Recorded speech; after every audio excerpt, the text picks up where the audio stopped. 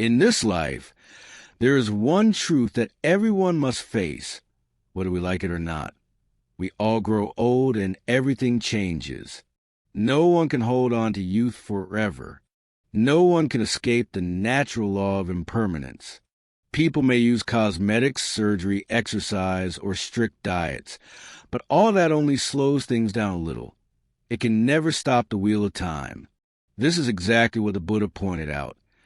Everything is born, grows, and eventually fades away. And we, too, are no exception. The important thing here is not to run away from this reality, but to face it and accept it.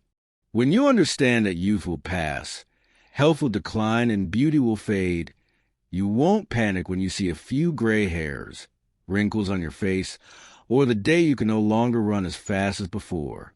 Instead of suffering, you can smile at those signs as gentle reminders.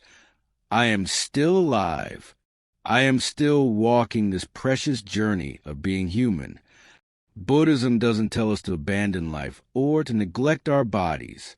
On the contrary, its teachings remind us to cherish every single moment, because it will never come back again. By recognizing impermanence, we live more deeply, love more sincerely, and feel gratitude for each passing day. Instead of fearing old age, we can see it as a gift, a sign that we have been here, experienced life, and grown along the way. Think about it. If everything stayed young, beautiful, and strong forever, wouldn't we easily take life for granted? It is precisely because of change that we learn to value each moment. A mother hugs her child more tightly, knowing how quickly they grow. The young appreciate their parents more when they see them getting weaker. And we, too, learn to slow down so we don't waste what's right in front of us. You may be afraid of growing old, but remember, aging is not a loss. It's simply another stage of life. When we learn to observe and accept it, our hearts become much more peaceful. The Buddha once taught, all things change. Accept this change, and you will find freedom. If you find these reflections meaningful, please hit the like button. Subscribe to the channel so you won't miss the upcoming parts. And feel free to share this video with your friends or loved ones. Every like, share, and comment helps spread peace and mindfulness to more people. There is something every one of us has experienced: suffering. Suffering can come in many forms: a loved one leaving, a dream falling apart, a broken relationship, or simply a vague anxiety about the future.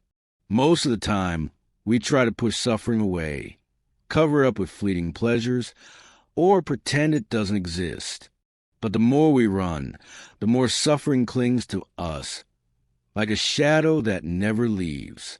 The Buddha taught that suffering is an inseparable part of life. No one can avoid it, and no one can buy their way out of it. The real question is, how do we face it? If we blame others, suffering only grows heavier. If we deny it, it still lingers deep inside, weighing us down. But if we dare look directly at it, acknowledge it, and embrace it with understanding and compassion, suffering can transform into a lesson, a doorway to growth. Think back to the last time you truly suffered. Maybe it was a breakup, a failure, or a deep loss. In that moment, your mind probably wanted nothing but escape. But what if you had paused, taken a deep breath, and asked yourself, what is this pain trying to teach me? You might have discovered something profound. It is often in the darkest moments that we find light. It is through our wounds that we learn to heal, to love more deeply, and to understand life more fully. Buddhism does not promise that practice will erase all suffering overnight. What the teachings give us is a path to walk through suffering without being consumed by it. That path begins with mindfulness, recognizing that we are in pain, accepting its presence, and then gently searching for its root. Once we see the cause clearly, we can begin to let go, instead of being endlessly trapped in the same cycle. Suffering is not an enemy. It is more like a strict teacher, sometimes making us cry, yet always offering precious lessons. When we shift our perspective, suffering is no longer a pit that drags us down, but a bridge that carries us toward wisdom, growth, and peace. If you find these reflections meaningful, please hit like to spread positive energy. Subscribe to the channel to continue this journey with us. And don't forget to share your thoughts in the comments below. Who knows? Your story might inspire someone else who is struggling right now. One of the greatest sources of human frustration is the belief that we can control everything. We want life to go exactly as we planned. Success at work, harmony in relationships, health in the body, and peace in the mind. But reality rarely bends to our will. People change, circumstances shift, and sometimes, no matter how hard we try, things still fall apart.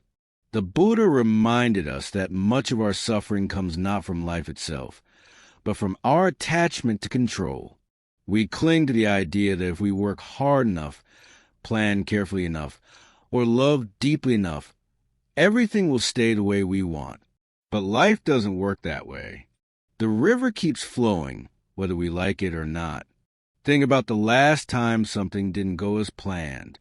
Maybe you studied hard, but didn't get the job. Maybe you loved someone deeply, but the relationship still ended. In those moments, the mind screams, "It shouldn't be this way." That resistance is what causes the most pain. The event itself may be difficult, but the refusal to accept reality doubles the weight on our hearts. Learning to let go of control does not mean becoming passive or careless. It means doing our best, then allowing life to unfold naturally. It means recognizing what we can influence and what we cannot. When we stop trying to control every wave, we can finally learn how to ride the current. This is the wisdom of surrender, and it brings a freedom far greater than control ever could. Buddhist practice teaches us to live with awareness and balance. We act, we care, we make choices, but we don't cling to the results. We plant the seed, but we understand that the sun, the rain, and the soil also play their parts. When we live this way, success and failure no longer define us. We walk through both with steadiness and peace. The illusion of control is heavy. Letting go makes the heart light, and in that lightness, we discover a deeper trust. Trust in the flow of life, trust in the path we walk, and trust that even when things don't go our way, they may still lead us to where we need to be. If this message resonates with you, please tap like to support the channel. Subscribe so you won't miss the next part, and share your reflections in the comments. Your words might be the encouragement someone else needs today. And if you know a friend who's struggling to control everything, maybe share this video with them. It could be the reminder they've been waiting for. If suffering shows us where we hurt, desire shows us why we keep chasing. Every day, we run after something: money, recognition, love, success, or even the simple desire for things to be different from how they are right now. Desire itself isn't evil. It's simply the energy of wanting. But when unchecked, it becomes a fire that never stops burning. The Buddha taught that desire is one of the roots of suffering. Why? Because desire has no end. The moment you achieve one goal, the mind quickly says, "What's next?" You buy the new phone, and within months another one comes out.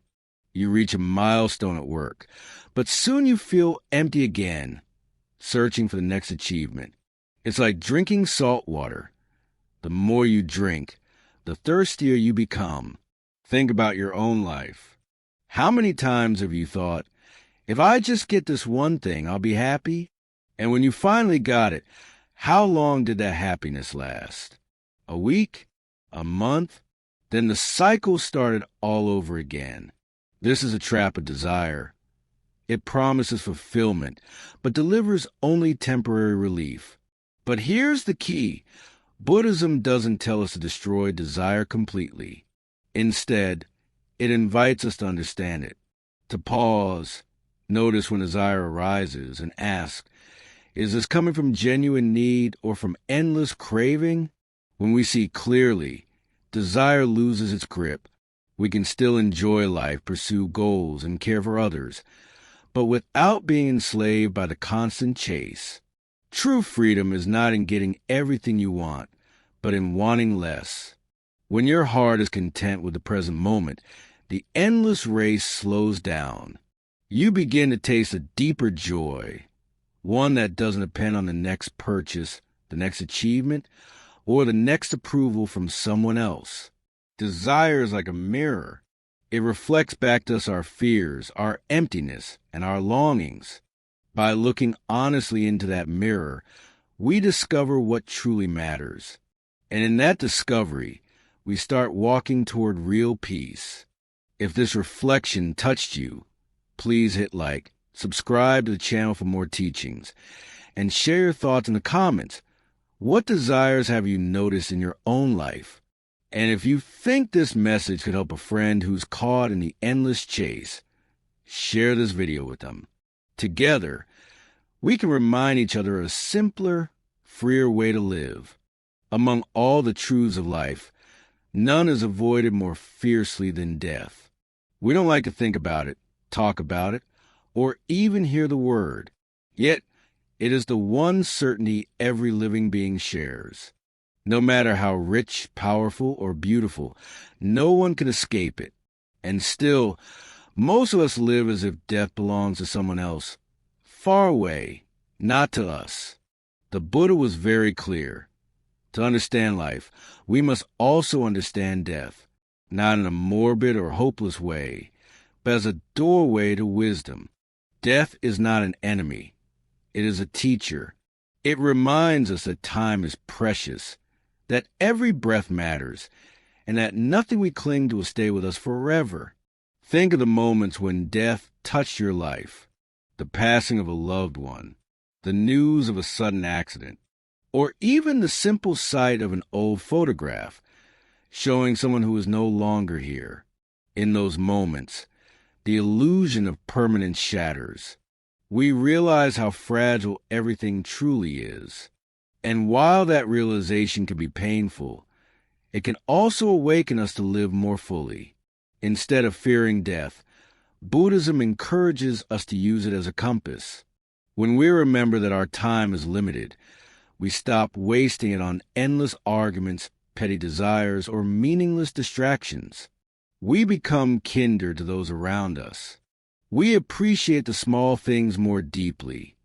The sound of rain, the smile of a stranger, the warmth of a morning sun.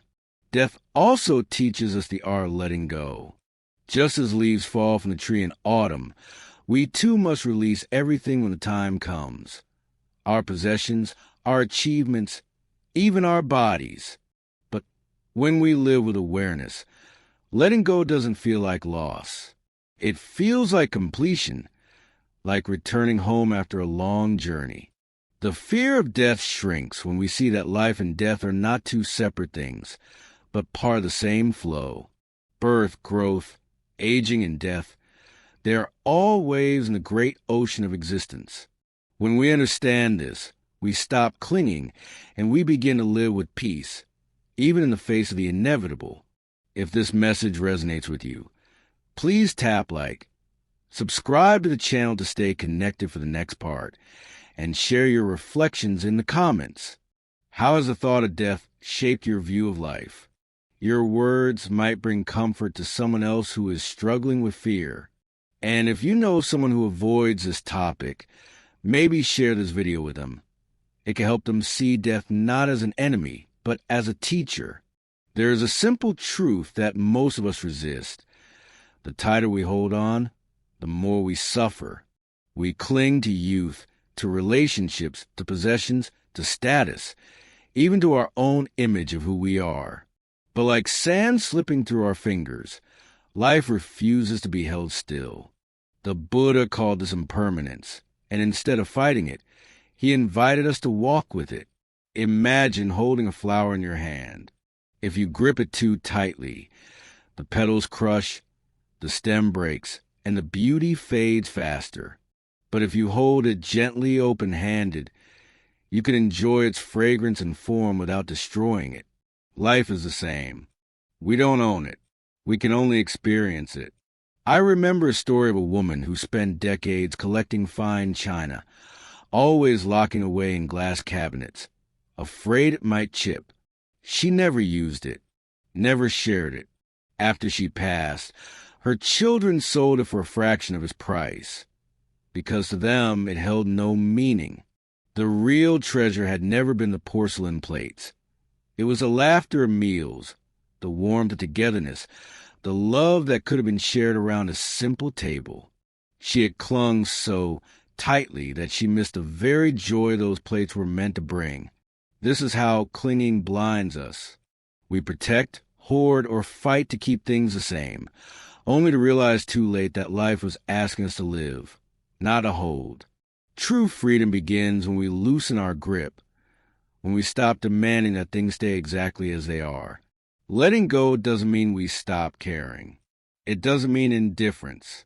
On the contrary, it means caring more deeply, because we know nothing lasts forever.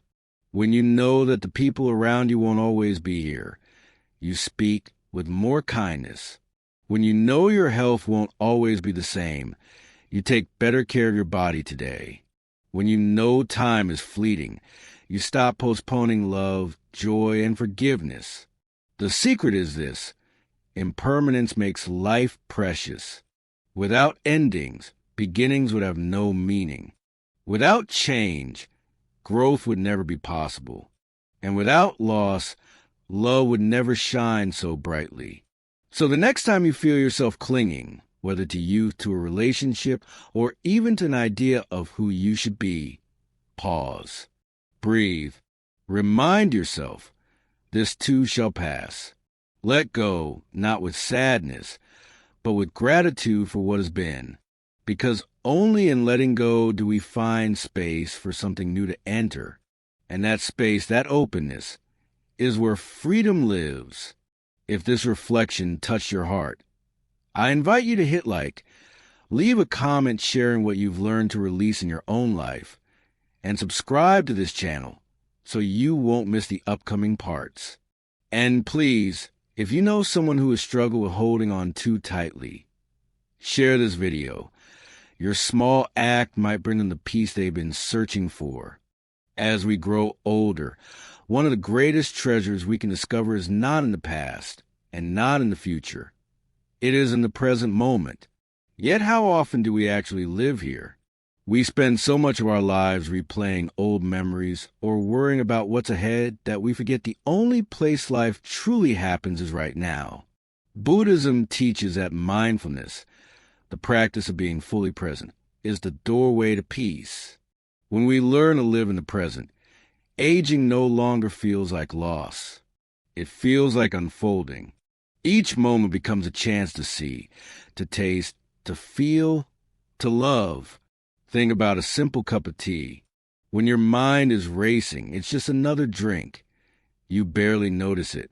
But when you slow down, breathe, and really feel the warmth in your hands, taste the subtle flavor, hear the sound of the water pouring, you realize that even this small act is sacred. That is presence. There's a story of a man who spent his entire life chasing wealth. He worked long hours, traveled endlessly, and filled his days with meetings. By the time he retired, he was rich, but also lonely, sick, and full of regret. One day, sitting in his garden, he saw a butterfly land on a flower. For the first time in years, he simply sat and watched. The stillness, the beauty, the simplicity brought tears to his eyes. He whispered, This is what I missed all along. We don't need to wait until the end of our lives to wake up to the present. Every day is an invitation. When we listen to a friend without checking our phone, we honor the present.